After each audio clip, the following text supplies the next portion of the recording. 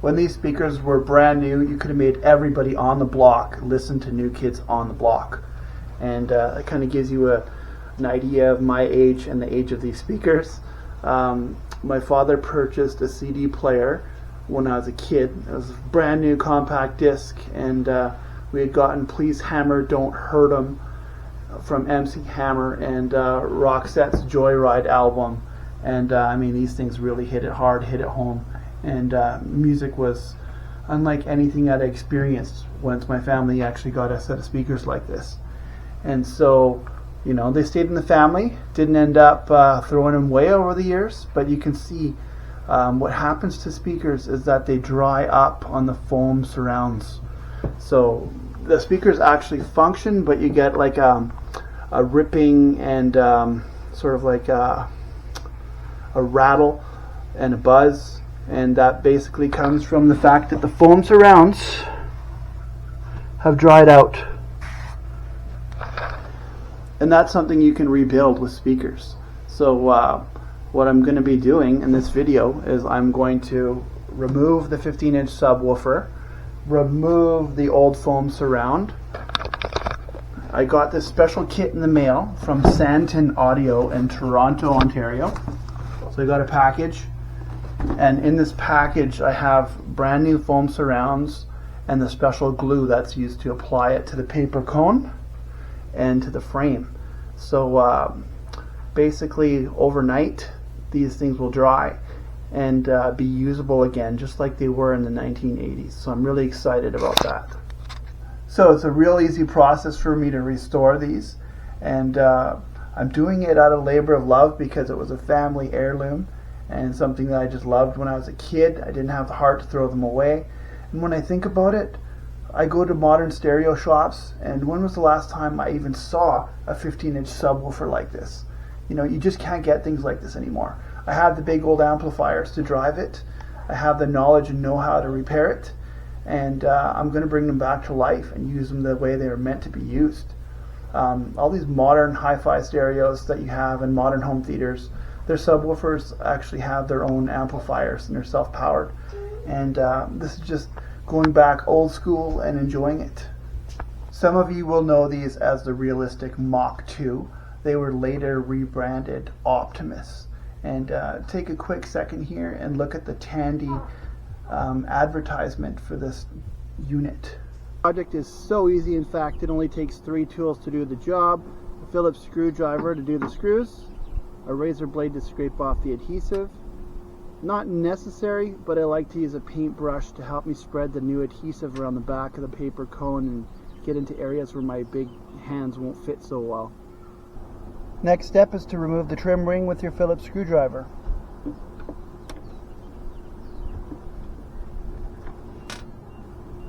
There's 8 screws for that.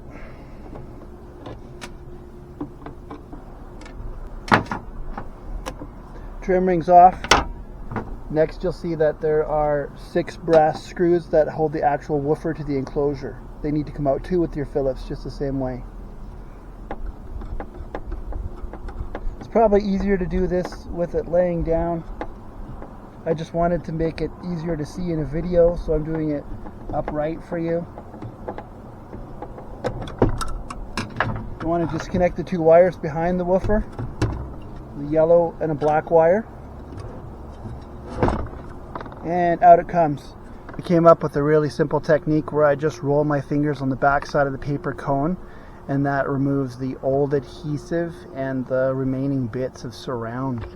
So I just take my fingers and I roll them, and off it comes. Be careful not to use any sharp tools around the paper cone itself, because I don't want to cut it or wreck it. It's really strong and it's in great condition. The only thing that needs to be redone is the foam surround portion. We've got to carefully remove the trim pieces.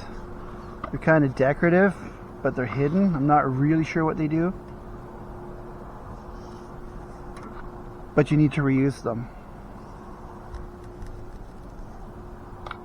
Here's the part where I use a razor blade to get the adhesive off of the frame. If you're not comfortable using a razor blade, you can find some sort of plastic scraper that'll do the same job.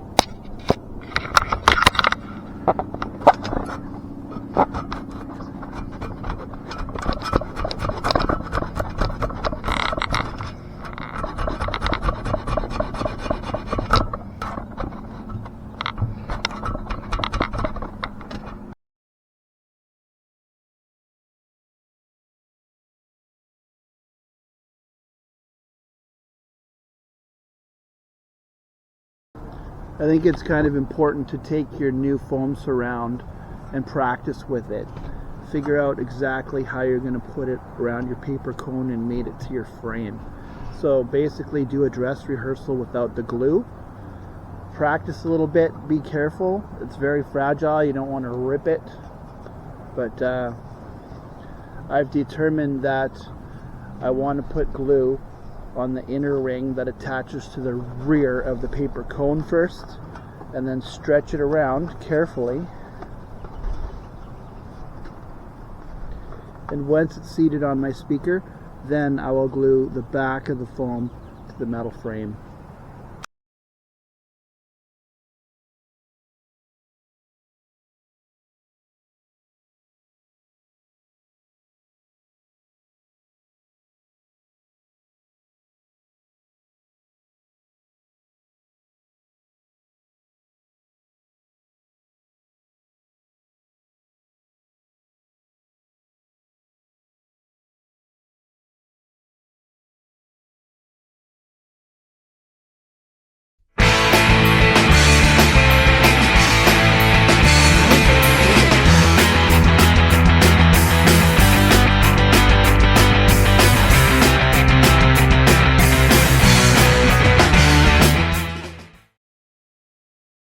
My subwoofer repaired with a new surround in place. You can see a little bit of the glue is sticking out. That's okay, it's going to dry clear. You probably won't even see it. I don't have any gawky fingerprints all over it or anything like that that's going to show through, so I'm happy about that. And literally, I just have to let it dry till tomorrow, and then I can reinstall it in the cabinet and play with it. But it's also a good idea, like I mentioned, to make sure the woofer has a full range of motion, make sure everything's kind of centered and working before it's dry. I can also attach some speaker cables to it and just play some very gentle sounds through it, make sure everything works, and kind of allow it to seat a little bit better before the glue dries, and kind of help break it in just a tiny bit. And that's a normal thing to do when you redo speakers.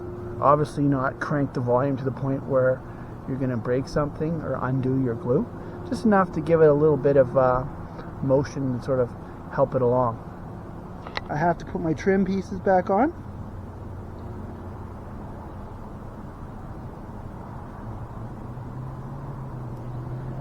And I want to sort of feel where the holes are so that I can line them up.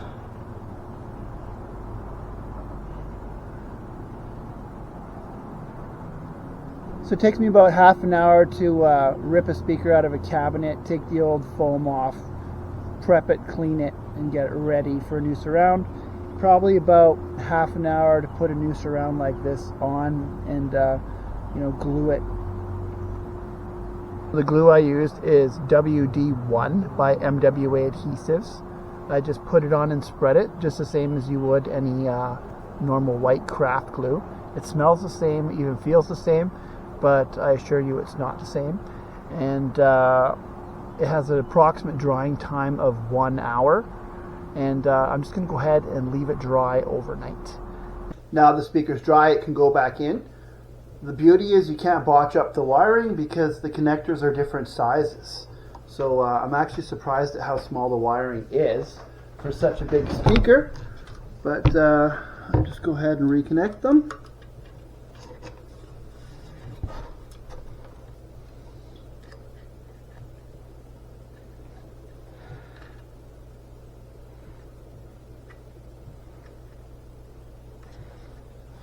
Line up your screw holes and put your speaker back in.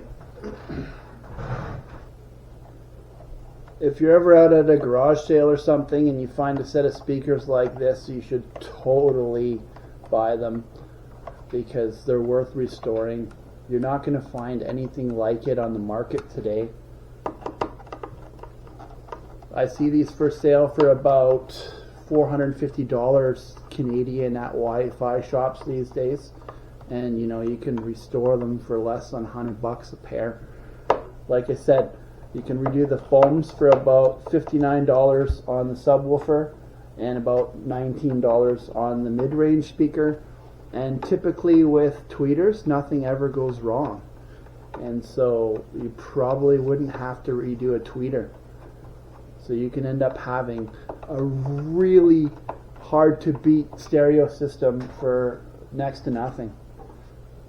Got to put my trim ring back on. There's 8 more Phillips screws to go that hold it in place.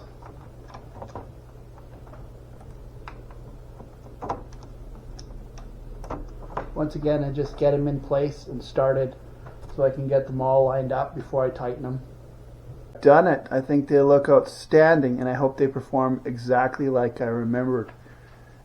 Alright, now I'm ready to reproduce just about any sound between 25 and 40,000 hertz through these cabinets that are 160 watt, and they're 15-inch ferro fluid cooled subwoofer with a 5-inch mid-range and a dual radial superhorn tweeter, and I'm excited to give it a shot. I think maybe we'll listen to some funky Cole Medina. I think I'll give it the old Top Gun test, because that would just be awesome way to prove itself like it did in the 80s, and some classic vinyl to test out, and last but not least, I'm going to find a way to plumb it into my Marshall stack and get my Les Paul augmented.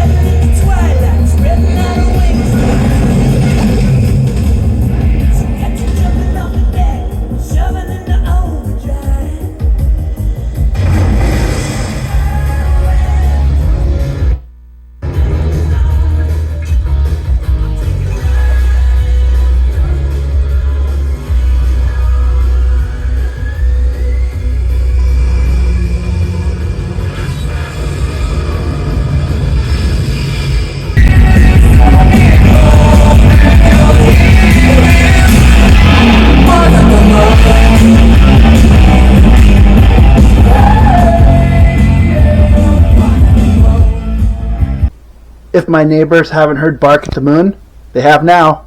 Quick review here. These things make an excellent rock speaker. I wouldn't really recommend them for rap because you know, they weren't really designed with that in mind at the time. I don't think you can get a little bit of a punchier speaker for, you know, rap bass. But these are amazing rock speakers, amazing classic music speakers, amazing to watch, you know, movies on. One of the downsides is it takes a lot of power. So, you know, your home stereo nowadays might not have enough power for it, so you need an old amp to run them, and they do take up a lot of space because just the sheer size of them. But other than that, what an amazing speaker. It fills the room with sound, and it's really a moving experience. And I hope this video inspires you to go ahead and try to replace the surround on a speaker that you enjoy, because it's really not a difficult job. And my goal behind this video is just to show you how easy it is to do yourself. And I hope you liked it. Thank you.